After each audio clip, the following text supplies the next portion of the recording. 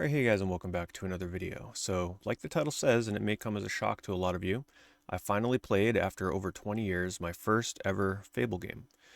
So I'm going to tell you guys what I loved about it, what I didn't like about it, my mixed feelings, but I'm also going to try and explain why I feel like waiting to play it now was actually the better choice, and why I think I enjoyed Fable 2 in this instance more now than I would have had I played it originally. So how did I come to finally play a Fable game? Well, if you've been following my channel over the years, basically I always used to say, no, I don't want to play Fable. I just don't like the art style. I don't like the character art direction. I think they mostly look kind of goofy. And I still kind of stand by that. I'm not the biggest fan of that style, especially with that sort of like Victorian era looking costume design and stuff. It just was never really my thing. But I've had a big misconception with Fable all these years, and maybe it was just Fable 2, or maybe it was the things I did or did not do in the game. One of the other main reasons I never wanted to play a Fable game was because I just wasn't a fan of the in-your-face British style humor. I didn't like the fart jokes. I didn't like the over-the-top nature of it. It just seemed a little too silly, a little too goofy for me. So that's actually one of the reasons why I completely wrote it off all these years. But when I finally sat down and played it, I found out that the game is actually pretty straightforward in terms of its comedic effect, and a lot of it was actually quite effective. And I was taken aback by just how little the comedy style of it got in the way of me enjoying the game. And yes, it had some silly moments, but overall, I'm really disappointed that I let the comedic value of the game kind of hold me back after all these years from playing it. Though it was a bit more than that. Like I said, I still don't enjoy the way the characters look. But why now? Why did I suddenly play it? Well, that's because sometimes on my streams I let my viewers pick my games for me by doing something like, I don't know, signing up for like a sponsorship, or doing something like as a goal on the stream. So one of my viewers, shout outs to Super Coolio, who picked Fable 2 for me. And I warned him, I said, listen, I may rage quit this game, I may hate it, I'm just letting you know I may not finish this game. Lo and behold, though, I actually did end up finishing the game because I did quite enjoy it. Wasn't a 10 out of 10 for me, it was more like an 8 out of 10, so I'm going to kind of go over what I liked and didn't like.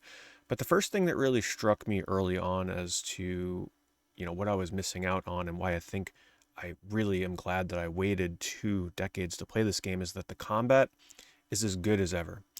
So when Fable 2 originally came out, I have to imagine that the combat system was certainly lauded as a big centerpiece of the game in terms of how you can combo your magic and your melee and the ranged attacks together, and it did so seamlessly. But I think back then people didn't truly appreciate how fun it was, because now action games have really started to become a little too much of the same for me.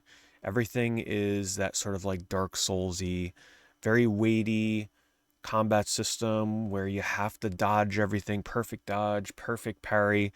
You have to perfect parry the parries. You have to do the triple, quadruple rolls behind the enemies to get the backstabs. And a lot of action games now are getting overly convoluted, and they're trying a little too hard to be more involved than they need to be. So one of the things that I really loved about Fable 2 in general, but also it was probably the highlight of the game for me, was the combat system, and how just basic melee is just mashing one button and then holding that button to do charged attacks. The magic system, which early in the game I decided that, man, I'm going to go magic, because, and I normally don't go magic in these kind of games. The magic system in Fable 2 was absolutely amazing. Once I found out that you're able to seamlessly combo together different types of magic by either holding a button for a short period of time or a longer period of time and then letting go of it to cast the spell, early on I found something that I absolutely love, which was the vortex spell comboed with the lightning spell. So I would sweep the enemies up in this ragdoll effect spell, and then I would cast lightning as they're spinning around and shock them to death. Or I would shock them first and then spin them around and then use the debris to kill them. It was actually a ton of fun, really innovative for the time. And while something like this today would be looked at and probably criticized for being a little too overly simple, I actually really like the fact that I held off on playing the game so long, because I think this is the perfect time. This is the kind of combat that I'm looking for in an action RPG today, and it's actually very hard to find 360 PS3 era action style combat in newer action games today. So it was actually the perfect moment for me to finally play this style of combat, because this is exactly what I've been looking for. Simple, to the point, highly addictive, lots of customization, And the best part is the game doesn't force you down any kind of tunneling effect in terms of you have to use this, you have to do that, you have to dodge, you have to parry, you don't have to do anything. You can do whatever you want. Actually, midway through the game, magic actually started kind of falling off in effect as enemies started getting more powerful and have more HP. So midway through the game, while I was almost certainly the entire time doing nothing but magic, I eventually shifted into a melee build, and I loved it too. I picked up a giant hammer, and the sound effect, I loved it. It was like this giant clink of metal just like bashing people in the head. And man, I loved it. The melee combat was fantastic. And the ranged combat, when I did use it, was also super satisfying. I didn't really level that one up quite as much as the others, but I really love this trinity of different combat styles, and you can kind of play to how it suits you. And even when you have to kind of change up what you're doing on a whim, it's still a lot of fun. And the combat is absolutely what kept me going in Fable 2. In terms of the exploration, I also feel like the exploration was something that I enjoyed a lot more now, because a lot of times, hey, back in the 360 days, we wanted all of our games to feel as open world as possible. In a way, I feel like a lot of people that probably played Fable 2 at the time wish that the entire game was seamlessly open, almost like an Elder Scrolls game. There's a lot of linear nature to it, but it was an open world game to an extent, but a lot of the game was actually sort of railroading you through the dungeons and the breadcrumb effect, which we'll get to a little bit later, the sort of like line that guides you through the game. But what I really liked about Fable 2 now is that it was open but not too open. Sometimes now I really just like a game to kind of lead me through the environments in a linear way. Are we talking like Final Fantasy X or Final Fantasy 13 style linear corridors? Not exactly, but I do want some form of loose guidance through exploration of the environments and not always having to look around for, towers to climb that show you all the surrounding areas, sort of like a Ubisoft open world game. That kind of stuff gets really tiring. So to finally have an open world game that is like 50% open and then 50% linear was actually really refreshing. You can kind of just turn your mind off, turn your brain off for a bit. You can turn your brain off with the combat, and then the fact that you also get to turn your brain off with the exploration was, an absolute high point of the game for me, because sometimes when you're really tired, you're playing a game late at night, you're not really looking to think too much. So I really like how they handled the dungeons. They were instants, where you would just kind of find a little cave on the map hidden on the side of a mountain, and you go in there and you just kind of go through a little bit and maybe find a chest, or maybe you find like some enemies and maybe a boss at the end or something. I really enjoyed those moments, especially when they let you branch off to the sides and find treasure chests. Treasure chest, not one of my favorite things, but we'll get to that in a moment when I get to the things I wasn't caring for too much in Fable 2. Also, the music was a big highlight. I absolutely enjoyed the music. I can't play any of it here for you guys because all of it is like highly copyright-stricken music. But I really, really like the menu music. I love that song. The menu music when you're on the title screen and in the menu is absolutely fantastic. And another thing that I really liked about Fable 2 is that back when it came out, I'm sure a lot of people really liked the social aspect of the game. So I guess we'll kind of move into the things that I wasn't the biggest fan of. I do think that the social aspect of Fable 2 hasn't aged the best in terms of just using if you've ever played the Sims games on a console, you know what I'm talking about, where it's just like a wheel that you bring up with different emotions or emotes, and then you kind of just like spam those over and over and over to build your relationships with characters. That's how the Sims games play on PS2. You just spam emotes over and over. And I don't know, it might be that way on the PS2 as well, but that's how they are on the console. And that's kind of how Fable 2 was, where you would just have to interact with characters over and over and over again, not using dialogue, but just using like emotes, thumbs up, thumbs down, flipping someone off, whatever the heck you're doing in Fable. And I did really not like that. But here's what I really appreciated about Fable is that you don't have to do it. I played through and beat the whole game and the story, not including the DLC, by honestly barely touching the social aspect. I did a little bit of it when required, and some of the side quests required it as well. But it was just one of those games where if I wanted to stick to the main story, do what's required of me to get to the end credits, I can do it. I didn't have to participate in finding a wife, though I did try and I tried to romance the women in the game sometimes, and some of them just wanted rings that were a little too expensive beyond like my budget that I had in the game at the time. But I was able to ignore all that stuff. I didn't have to do the social aspects. So the stuff that I didn't like, I could ignore. And that's exactly what I was kind of hoping for. If I didn't really want to deal too much with the housing, which I did a little bit of to make money in the game, I didn't have to do it. Did I have to really make money in the game? No. because the mini games were kind of like whatever, right? The blacksmithing to make money. That kind of stuff was not the best. It wasn't the most fun, but guess what? I didn't have to do it. I went through the game pretty much just making the bare minimum from money, and I just saved up enough to get one really good weapon, one good ranged weapon, and that's all I needed. I didn't really care about the clothing, the style. The spells were able to carry me through for the most part for the combat, so I really appreciated the free flowing kind of aspect of play it your way, and you don't have to worry about the stuff that you don't like. But that does bring me, like I said, to the things that I wasn't the biggest fan of. There's a lot of backtracking in this game. One thing that can happen to you is you can go off the beaten path and explore a dungeon or explore an area and feel like you found everything you needed to find, only to find out that 30 minutes to an hour later or even longer, the game actually didn't expect you to go there yet, and now they're going to send you back there, and now you do the dungeon the proper way. So some of that did happen quite often, revisiting areas and also going back for having to do side quests and such. But at least it wasn't too over the top, but it was just a little bit of an annoyance. The one thing that really did help, though, that was both good and bad, which I guess is sort of like a mixed thing for me, is the breadcrumb, or the, as they call it, the breadcrumb effect. That's the line that guides you through the entire game. That is another thing that I wasn't sure if I loved or disliked, because it does kind of incentivize you to just keep following it. And yeah, you can go off the beaten path and look for things, but I think I relied on it a little too much. And when the game took it away from me, I felt lost. I'm like, uh-oh, I have no idea where to go without this line. Please bring it back. So it did have a good effect in that it kind of helped railroad me to where I wanted to go without having to get frustrated on getting lost. But at the same time, I think it desensitized a little bit of exploring on my own. I know that I could do it, but man, following that line was just so tempting. And even when I did stray from the path and find a chest, a lot of the times they were locked. And this was one of my least favorite parts of the game. There were a ton of locked chests in this game that often required 15 or maybe even more keys to open, which I thought was ridiculous. These keys are not that plentiful. They're kind of hidden around the game world, but a lot of these times I would find a really cool hidden chest, like in a cave or off like down a hidden alley or something, only to find out that I can't open it because I just didn't have enough of these keys. So I do think it would have been much better for them to eliminate the key system entirely, or just have fewer keys and fewer chests, or just, one key per chest or something. 15 keys was ridiculous. Every time I found a chest, I never felt the reward of really opening it because I just wasn't finding enough keys.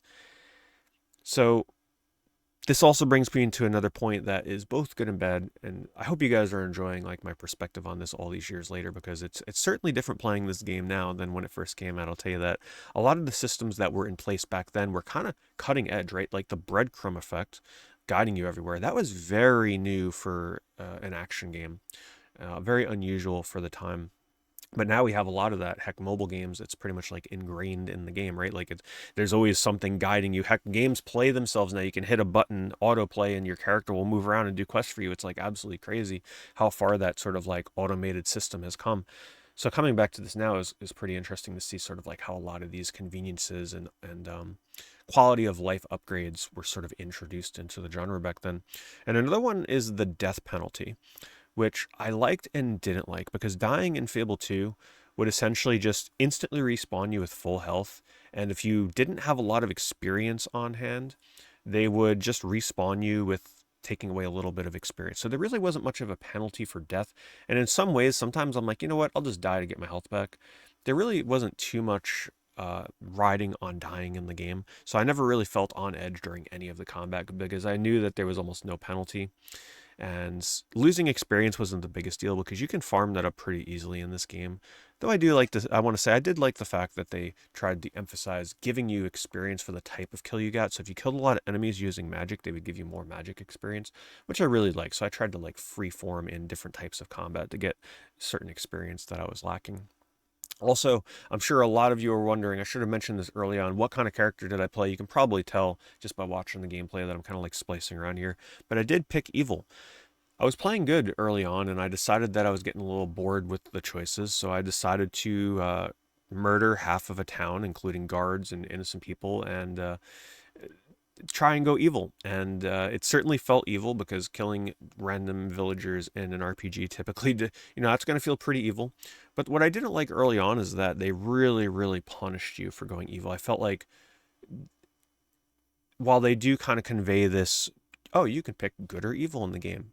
Picking evil is, I feel like that's more so just for the choices that you make during cutscenes. I don't think they really want you to kill half of a town, and the guards and quest givers, or like whatever they let you kill.